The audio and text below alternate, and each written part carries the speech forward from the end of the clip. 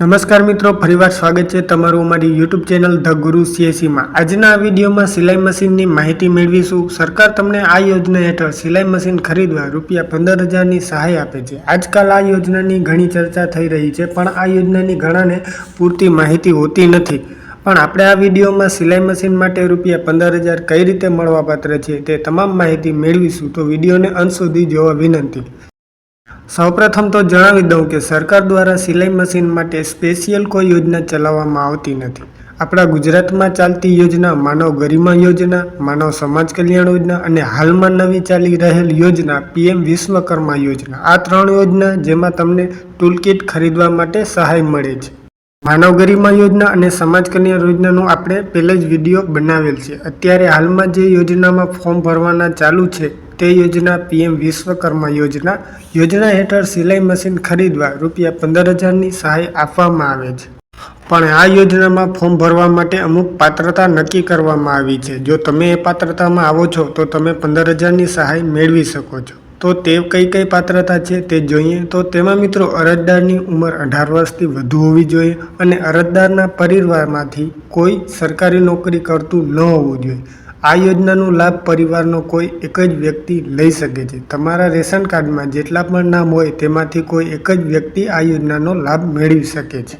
ત્યારબાદ યોજનામાં આપવામાં આવેલ 18 વ્યવસાયોના સંકળાયેલા હોવ તો જ તમને આ યોજનાનો લાભ મેળવી શકો છો। આ 18 પ્રકારના વ્યવસાય કયા છે તે જોઈએ તો મિત્રો તમે વિડીયોમાં જોઈ શકો છો। આ 18 પ્રકારના ધંધામાં તમે સંકળાયેલા હોવ તો જ તમે આ યોજનાનો લાભ મેળવી શકો છો। આમાં તમે દરજીકામનો વ્યવસાય પણ જોઈ શકો છો। જો તમારે સિલાઈ મશીન લેવું હોય તો તમારે દરજીકામ માટે ફોર્મ ભરવાનું।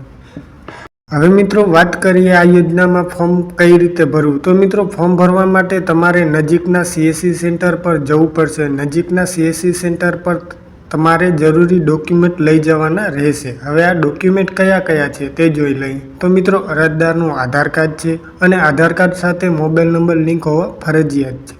ત્યારબાદ જાતિનો દાખલો છે, જન્મનો પ્રમાણપત્ર છે, LC છે, રેશન કાર્ડ છે, બેંક પાસબુક છે, પાસપોર્ટ સાઇઝનો ફોટો અને વ્યવસાય અંગે તાલીમ લીધી હોય તો તે અંગેનો પુરાવો, એટલે કે તમે સિલાઈ મશીનમાં કોઈ ક્લાસ કર્યું હોય અને તેમાં જે સર્ટિફિકેટ મળે તે, જો કે તે ફરજિયાત નથી। તો મિત્રો આટલા ડોક્યુમેન્ટ લઈ તમારે CSE સેન્ટર પર જવાનું રહેશે।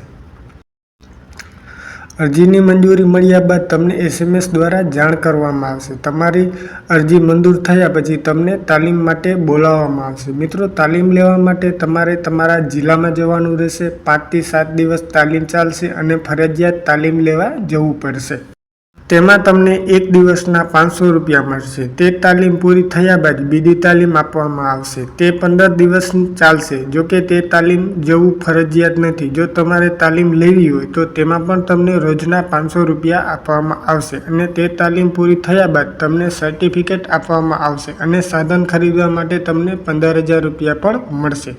તો મિત્રો આશા રાખું છું તમને આ માહિતી પસંદ આવી હશે। પસંદ આવી હોય તો મિત્રો વિડીયોને લાઇક કરી શેર કરી દેજો અને ચેનલમાં નવા હો તો ચેનલને સબસ્ક્રાઈબ કરી દેજો। અને આવી જ અપડેટ જો તમારે વોટ્સઅપમાં જોઈતી હોય તો ડિસ્ક્રિપ્શન લિંકમાં વોટ્સઅપ ગ્રુપની લિંક છે, તેમાં જોઈન થઈ જવું। ફરી મળીશું એક નવા વિડીયોમાં એક નવા ટોપિક સાથે। ત્યાર સુધી જય હિન્દ, જય ભારત।